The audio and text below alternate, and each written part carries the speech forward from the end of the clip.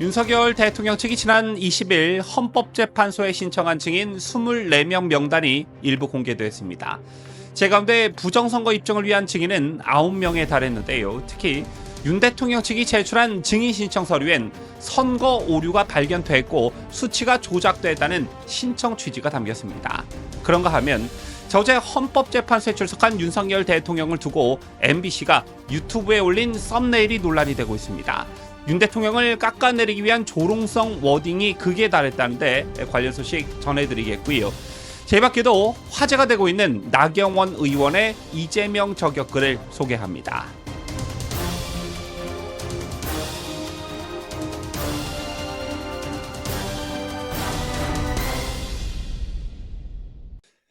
시청자 여러분 안녕하십니까? 뉴스데일리 베스트 민앵커입니다. 현재 헌법재판소에서 열리고 있는 윤석열 대통령에 대한 탄핵 심판에서 윤 대통령 측은 비상계엄 선포의 주된 배경에 부정선거가 있다며 비상계엄이 불가피했다는 점을 피력하고 있습니다.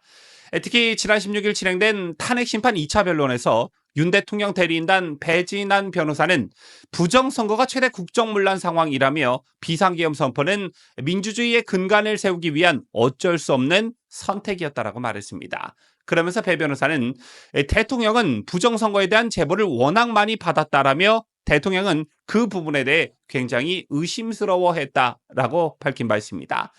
자, 그러자 선관위가 해명 자료를 내놓았는데요. 그중에서 크게 논란이 되고 있는 부분이 있습니다. 선관위 스스로가 부정선거 혹은 선거 시스템이 잘못됐다는 것을 시인한 게 아닌가 이런 생각이 들 수밖에 없는 그런 어이없는 해명이었는데 선관위는 사소한 실수, 기계적 오류는 부정선거의 증거가 될 수 없다라는 해명을 내놓았습니다. 자, 아니 참 여러분들 이게 말이 된다고 보시는지요? 사소한 실수 하나하나 용납할 수 없는 게 바로 선거이고 개표입니다.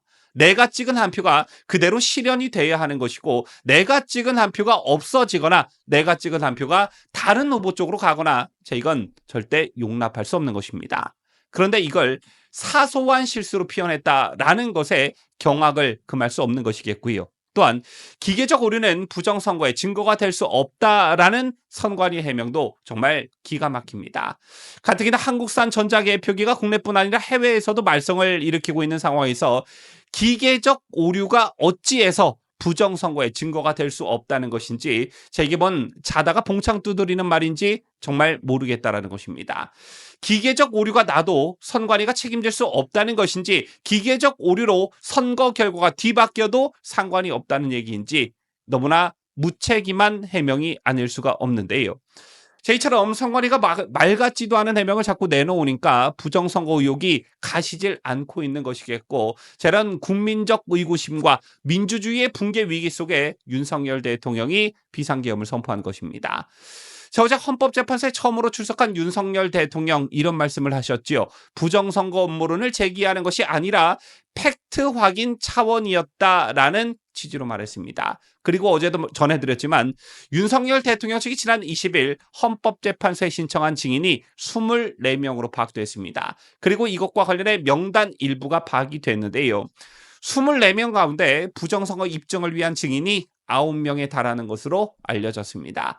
자, 그리고 윤석열 대통령 측이 제출한 증인 신청 서류를 보면 주목할 만한 부분이 있었는데요. 의심이 간다, 의심스럽다 이런 차원이 아니라 선거 오류가 발견이 됐고 수치가 조작됐다는 신청 취지가 담겨 있는 것으로 알려졌습니다. 선거 오류가 발견됐고 수치가 조작됐다라는 말은 이미 확인이 끝났다라는 뜻일 텐데요. 자, 아울러 입증 취지엔 선관위의 조직적 은폐가 가능한 구조라고 돼 있었습니다. 자, 그리고 이를 확인하기 위해 부정선거 입증을 위한 증인 9명을 신청한 것인데 이 중에는 부정선거 소송을 대리했던 변호사와 전 선관위 노조위원장, 투표관리관, 참관인 등이 포함됐습니다. 따라서 이들에 대한 증인 신청이 받아들여진다면 2차 변론 그리고 어제 있었던 3차 변론보다는 보다 구체적인 부정선거의 증거와 정황들이 헌법재판소를 통해 국민들께 알려질 전망입니다.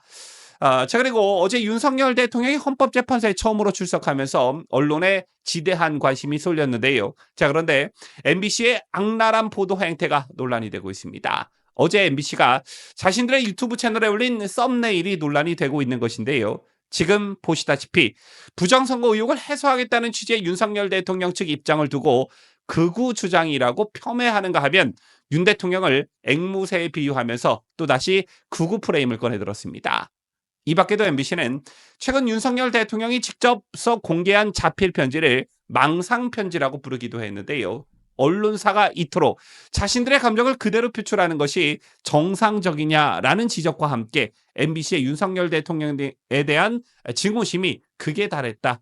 그런데 이걸 그대로 표출해도 되는 것이냐, 국민들을 갈라치게 하는 그 중심에 MBC가 있다는 비판이 고조되고 있습니다. 에 따라서 내일로 예정된 이진숙 방송통신위원장에 대한 탄핵 심판 결과에 관심이 쏠리고 있는 것인데요.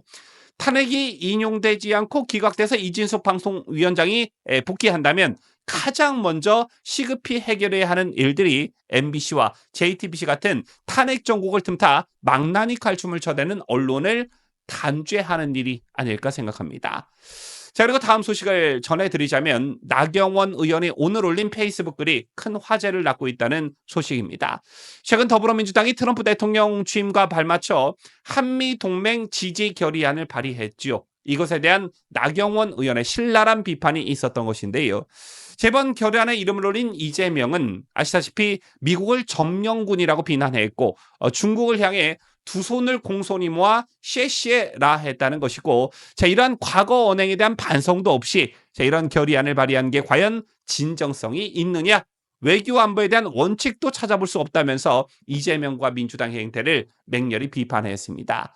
자, 그리고 비판 지점은 또 있었는데요. 자, 우리 정부가 한미동맹을 바탕으로 한미일 가치동맹을 추진하자 북중러를 적대시했다며 대통령 탄핵 사유로 삼더니 이제 와서 윤석열 대통령이 격상시킨 포괄적 한미동맹이라는 성과를 그대로 결의안에 베껴 넣었다는 점을 지적하면서 한미동맹을 정략에 따라 아전인수격으로 해석하는 민주당의 고무줄 안보관과 종북 친중 기조는 우리 안보를 위태롭게 한다라고 일갈을 했습니다.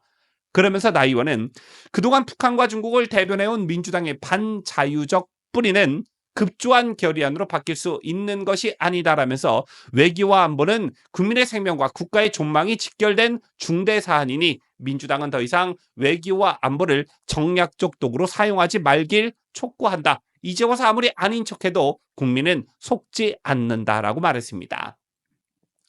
참고로 오늘 이재명은 조세균 주한 미국 대사 대리를 접견한다고 하는데요. 최근 이재명의 행보를 보면 조기 대선에 초점을 맞춘 행보를 이어가고 있습니다. 그런데 이게 이재명 뜻대로 과연 될 수 있을까요? 자, 어제 발표된 여론조사 공정의 여론조사 결과를 보면 이재명이 차기 대통령 후보군 중 절대 찍고 싶지 않은 후보 1위를 차지했습니다. 그런데 더욱 놀라운 것은 2위를 기록한 홍준표 대구시장과의 격차가 무려 30%포인트씩이나 차이가 났다는 것인데요. 국민 절반가량이 비호감을 가지고 있는 이재명, 과연 대통령이 될 수 있을까요? 택도 없는 소리이지요. 지금까지 저는 자유대한민국을 소화하는 뉴스데일리 베스트 미네커였습니다.